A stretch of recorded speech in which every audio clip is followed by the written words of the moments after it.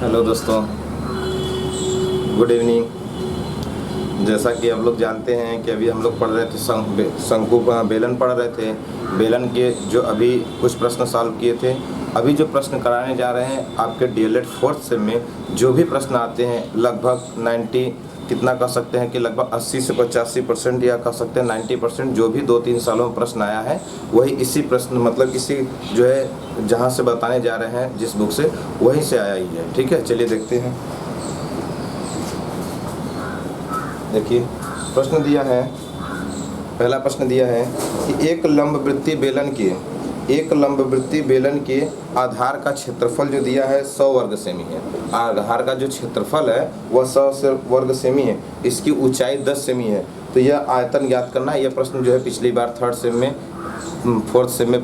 और fourth same, एक third same में पूछा था और जो अगला बताने जा रहे हैं फोर्थ सेम में पूछा था। देखिए एक लंबवृत्तीय बेलन के आधार का क्षेत्रफल, एक लंबवृत्तीय बेलन है उसके आधार का क्षेत्रफल 100 वर्ग सेमी है। देखिए आधार का क्षेत्रफल दिया है, आधार का क्षेत्रफल बराबर दिया है 100 वर्ग सेमी। एक लंबवृत्तीय बेलन है उसके आधार का क्षेत्रफल 100 वर्ग सेमी है और उसकी 100 वर्ग सेमी और ऊंचाई दिया है, ऊंचाई बराबर दिया है 10 सेमी। पूछ रहा है इसका आयतन क्या होगा, आयतन क्या होगा। तो देखिए आयतन बराबर क्या होता है, आयतन बराबर होता है पाई आर स्क्वायर एच। इसी पाई आर स्क्वायर को बोलते हैं आधार का क्षेत्रफल और गुणे एच को बोलते हैं ऊंचाई। तो आधार का क्षेत्रफल दिया है 100, ऊंचाई दिया है 10 बराबर 1000 सेमी क्यूब। यही हो गया हमारा इसका आयतन। ठीक है, अगला प्रश्न देखते हैं। देखिए बोला है कि एक लंबवृत्तीय बेलन के आधार का क्षेत्रफल 100 वर्ग सेमी है और दिया है कि इसकी ऊंचाई 10 सेमी है। तो आपसे पूछ रहा है कि बताइए कि इसका आयतन कितना होगा। तो आयतन देखिए क्षेत्रफल में ऊंचाई का गुणा कर देंगे तो क्या बन जाता है, आयतन बन जाता है। तो आधार का क्षेत्रफल 100 है, ऊंचाई 10 है, गुणा कर दिए 1000 सेमी क्यूब आ गया। ठीक है, अगला प्रश्न देखिए क्या दिया है। एक वर्गाकार कागज है, एक वर्गाकार कागज है जिसकी भुजा को पढ़ने मिस्टेक हो गया। हाँ दिया है एक रोलर है, रोलर का व्यास 70 सेमी। एक रोलर है, देखिए प्रश्न है एक रोलर का व्यास 70 सेमी है, 70 सेमी है और लंबाई जो है इसका दिया है 2 मीटर, लंबाई दिया है 2 मीटर। तो बताइए कि कह रहा है कि बताइए कि 50 चक्कर में रोलर कितना वर्ग मीटर चलेगा, वर्ग मीटर चलेगा। देखिए इस तरह का प्रश्न जो हमने बता दिया था कि एक रोलर है और रोलर जब भी चलेगा तो वो अपने वक्रपृष्ठ के बराबर क्षेत्रफल को समतल करता है। तो ठीक है देखते हैं। एक रोलर का व्यास 70 सेमी है और लंबाई 2 मीटर है। तो देखिए व्यास दिया है मतलब डी, व्यास कितना है 70 सेमी। ठीक है, तो त्रिज्या कितना हो जाएगा, त्रिज्या बराबर होता है व्यास बटे 2 मतलब हो जाएगा 35 सेंटीमीटर सेमी। ये हो गया इसकी त्रिज्या। अब इसका दिया है, देखिए क्या दिया है, लंबाई दिया है, लंबाई मतलब ऊंचाई या उसकी ऊंचाई करते हैं। तो ऊंचाई कितना है 2 मीटर, कितना है 2 मीटर। तो मीटर से सेमी में बदलेंगे तो 1 मीटर में 100 सेमी। तो एच बराबर कितना हो जाएगा 200 सेमी, 200 क्या हो जाएगा सेमी। देखिए एच बराबर 200 सेमी मिल गया और आर बराबर मिला है हमें कितना, आर बराबर हमें मिल गया है, आर बराबर हमें मिला 35 सेमी। ठीक है 35 सेमी। तो हमें आयतन इसका पूछ रहा है कि कितना क्षेत्र को समतल करेगा, मतलब वक्रपृष्ठ पूछ रहा है। रोलर एक चक्कर में जितना दूरी तय करता है या समतल करता है उसे बोलते हैं उसका वक्रपृष्ठ। तो वक्रपृष्ठ बराबर क्या हो जाएगा, वक्रपृष्ठ बराबर हो जाएगा 2 पाई आर एच।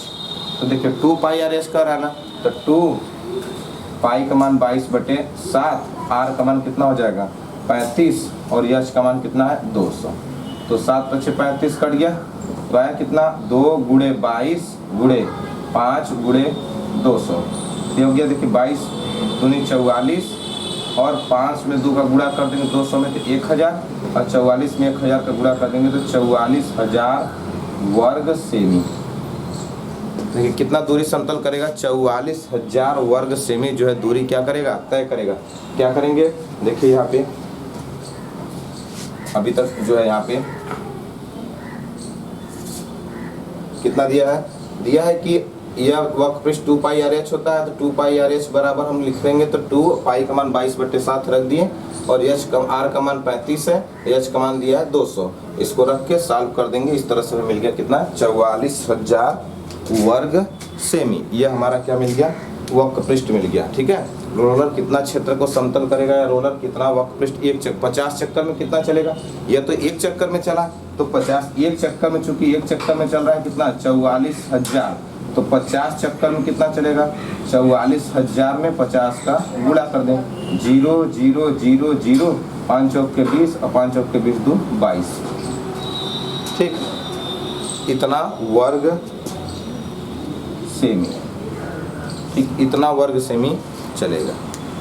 ठीक है, वर्ग सेमी। देखिए क्या प्रश्न था, एक रोलर का व्यास दिया है 70 सेमी, तो त्रिज्या कितना हो जाएगा 35 सेमी और लंबाई दिया है 2 मीटर, तो लंबाई को मीटर में है तो सेमी में बदलेंगे तो कितना हो जाएगा 200 सेंटीमीटर।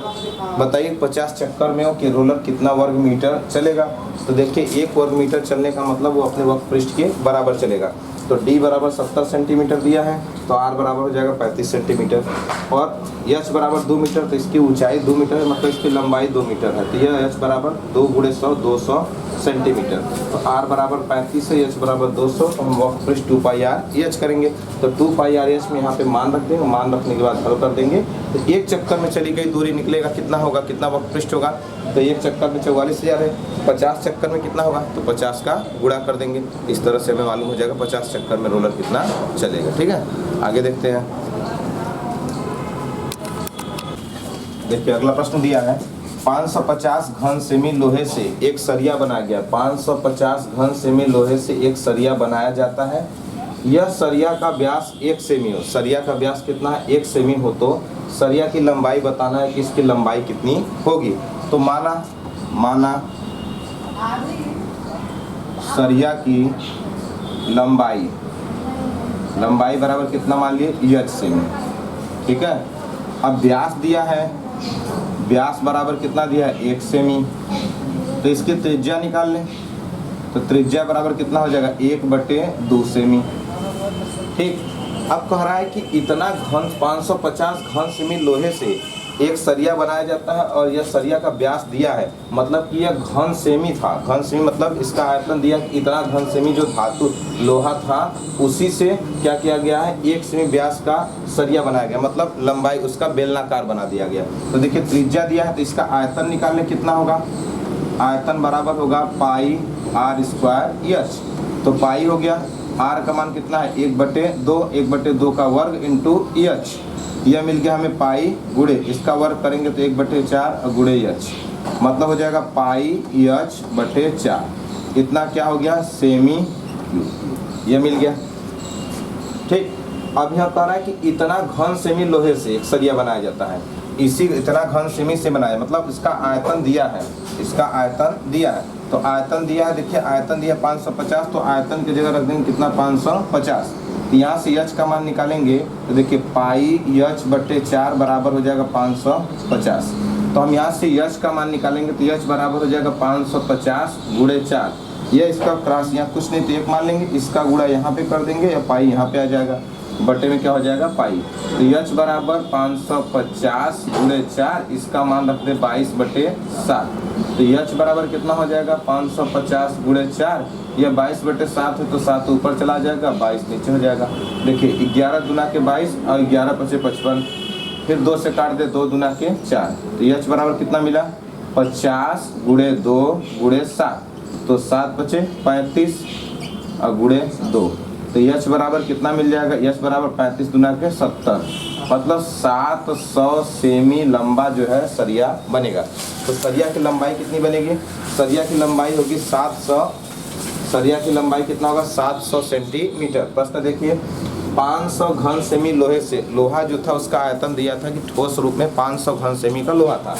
इस लोहे से एक सरिया बनाया जाता है, सरिया बनाया जाता है। तो देखिए सरिया है, सरिया बनाया जाता है, सरिया का व्यास दिया है, इसका व्यास है 1 सेंटीमीटर। व्यास कितना है इसका? 1 सेंटीमीटर। 1 सेंटीमीटर व्यास है, तो व्यास है तो जो सरिया बनाएंगे, सरिया मतलब छड़ जो बना रहे हैं, तो बेलनाकार होगा, तो उसका हम क्या निकालेंगे? सबसे पहले त्रिज्या निकालेंगे। तो व्यास दिया है कितना? 1 सेंटीमीटर, तो त्रिज्या निकालेंगे तो कितना हो जाएगा? व्यास का आधा हो जाएगा, मतलब 1/2।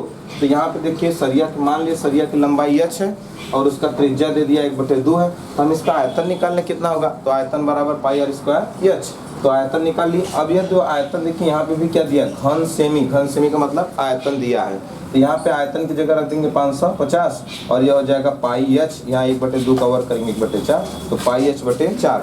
हम क्या करेंगे फिर? क्रॉस मल्टीप्लिकेशन, तिर्यक गुणा करेंगे, तो 550 में 4 का गुणा हो जाएगा, पाई बटे में आ जाएगा, पाई का मान 22/7 रख के हल कर देंगे तो आएगा 700 सेमी लंबा। यह सरिया हमारा जो बनेगा, सरिया की लंबाई कितना होगा? 700 सेमी लंबा सरिया बनेगा। ठीक है, अगला प्रश्न देखते हैं। देखो भाई, अगला प्रश्न है, समान आधार वाले दो बेलनों के ऊंचाइयों में 2 संबंधी 5 का अनुपात है, तो इनके वक्र पृष्ठ का अनुपात बताना है। देखिए समान आधार का, आधार क्या कहा है? समान। तो मतलब ये 2 बेलन हो गए, यह 2 बेलन हो गया, एक यह बेलन हुआ और एक यह बेलन दे दिया।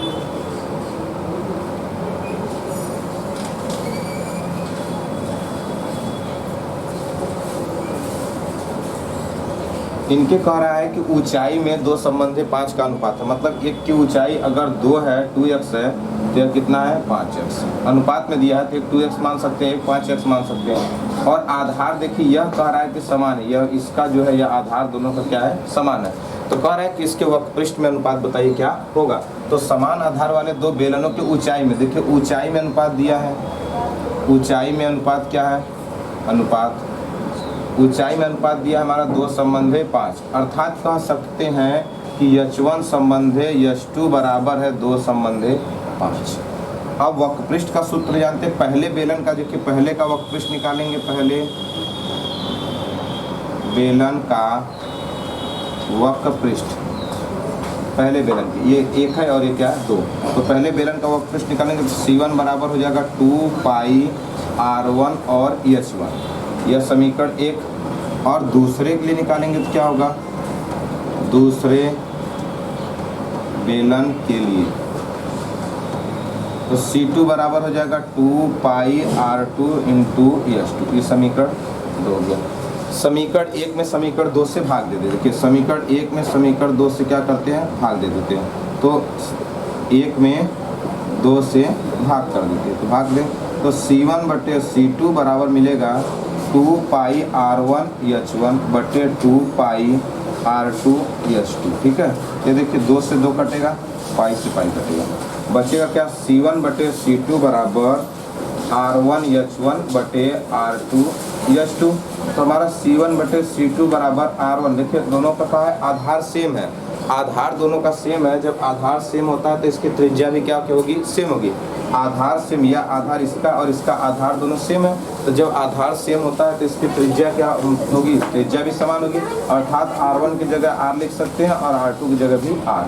और h1/h2, देखिए h1/h2, h1 संबंधी h2 मतलब h1/h2 मान दिया 2/5, तो 2/5 रख देंगे, यह इससे कट जाएगा। C1/C2 बराबर भी आएगा 2/5, अर्थात इसका अनुपात भी होगा 2 संबंधे 5 नहीं होगा।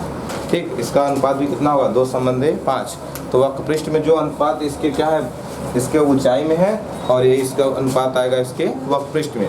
जब क्या रहेगा? दोनों का देखिए आधार समान होगा, तो आधार समान है तो त्रिज्या भी क्या होगी? समान होगी। जब त्रिज्या समान होगा तो इसका वक्र पृष्ठ जो होगा उसका अनुपात भी जो आएगा वो क्या होगा? समान ही आएगा। अगर यहीं पे त्रिज्या में अनुपात देता तो सेम त्रिज्या दे देता। अगर त्रिज्या इसका ऊंचाई समान करके अगर बोल देता कि इसका त्रिज्या त्रिज्या में अनुपात दे देता। तो यहाँ 2 संबंधी 5 है, जो यहाँ देखिए 2 पाई आर एच है, तो वहाँ भी रखते तो भी उतना आता है। देखिए वक्र पृष्ठ में या तो त्रिज्या समान करे या ऊंचाई समान करे। अगर मान दिया है सेम अनुपात दिया है 2 संबंधी 5 का, तो जो ऊंचाई में आता है वही त्रिज्या में भी आएगा। ठीक है, यही सेम है।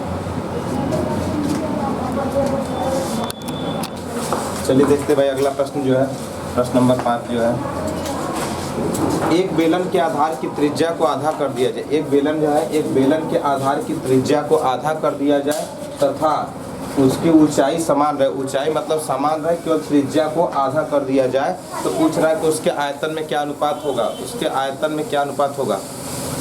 ठीक है, आयतन, ए भैया थोड़ा शांत रहो, 5 मिनट केवल।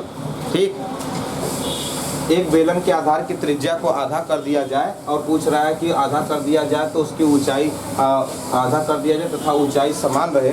तो बोल रहा है कि उसके आयतन में क्या अनुपात होगा। तो देखिए माना, देखिए एक यह बेलन है, एक यह बेलन हो गया। ठीक, अब यह एक बेलन था, एक इसकी त्रिज्या को आधा कर दिया। अभी त्रिज्या इसका r था, एक नया जो बेलन बनाया उसके त्रिज्या को क्या कर दिए, उसको त्रिज्या को पहले से आधा कर दिए, मतलब r बाई क्या कर दिए, 2 कर दिए। तो देखिए माना पहले बेलन के लिए, देखिए पहले बेलन के लिए, पहले बेलन के लिए देखिए ऊंचाई बराबर क्या मान लेंगे, ऊंचाई बराबर हमने मान लिया h। ऊंचाई दोनों का समान है, तो इसकी ऊंचाई भी h है, तो इसकी भी ऊंचाई क्या रहेगा, h रहेगा। इसकी भी ऊंचाई h रहेगा। तो देखिए ऊंचाई h हो गया और त्रिज्या क्या मान लिए, त्रिज्या बराबर मान लिए r, पहले के लिए r। तो आयतन क्या होगा, आयतन बराबर होगा पाई r स्क्वायर h। यह समीकरण 1 हो गया। अब दूसरे के लिए निकालेंगे, दूसरे बेलन के लिए, दूसरे बेलन के लिए देखिए इसकी भी ऊंचाई क्या होगा, ऊंचाई जो होगा हमारा क्या होगा, ऊंचाई जो होगा हमारा, इसको देखिए v1 लिख सकते हैं। इसकी ऊंचाई क्या होगा, h रहेगा और त्रिज्या जो है, त्रिज्या क्या हो जाएगा, त्रिज्या हो जाएगा r/2, मतलब आधा कर दिया जाए। तो आयतन क्या होगा, v2 बराबर हो जाएगा पाई r स्क्वायर h। यहाँ पे पाई r है, तो पाई r की जगह क्या रख देंगे, r/2 इसका वर्ग इंटू h। तो हमें मिलेगा कितना, पाई r स्क्वायर बट्टे में 4 इंटू h। यह मिल गया हमारा v2। और v1 हमें क्या मिला है, देखिए v1 बराबर हमें मिला है पाई r स्क्वायर h। अब बटे में v2 कर देते हैं, भाग दे देते हैं, तो पाई r स्क्वायर बट्टे 4 इंटू h। यह से h कटेगा, पाई से पाई कटेगा। v1 बटे v2 बराबर हमें देखिए क्या मिला, r स्क्वायर बटे 4। तो इसे देखिए ये r स्क्वायर बटे 4 है, इसको उल्टा बटे में इसको उल्टा करेंगे तो हमें मिलेगा 4 बटे r स्क्वायर। यह r स्क्वायर से r स्क्वायर कट गया। v1 बटे v2 बराबर मिलेगा 4 बटे 1, अर्थात v1 संबंधित v2 इज इक्वल टू हो जाएगा 4:1। ठीक, यह हमारा मिल गया इसके आयतन में अनुपात। तो दो बेलनों के देखिए ऊंचाई समान है और तो उसकी त्रिज्या को, एक बेलन की त्रिज्या जो है दूसरे के सापेक्ष आधा कर दिया जाए। तो इसमें बताना होता है कि बताना है कि इसके आयतन में क्या अनुपात होगा। तो देखिए पहले बेलन के लिए मान लिया ऊंचाई h है, क्योंकि दोनों बेलन का ऊंचाई सेम ही है, तो एक का h मानेंगे तो दूसरा भी क्या होगा, h होगा। और त्रिज्या देखिए क्या मान लिए, r मान लिए। इसका r माने तो कह रहा है इसकी त्रिज्या r है, तो इसका r/2 आधी कर देगा, आधा r/2 हो गया। इसका आयतन निकाल लिए पाई r स्क्वायर h। फिर दूसरे बेलन के इसी तरह ऊंचाई दिया है, त्रिज्या दिया है r/2, तो इसका आयतन निकाल लिए। यह मिल गया v1 और v2।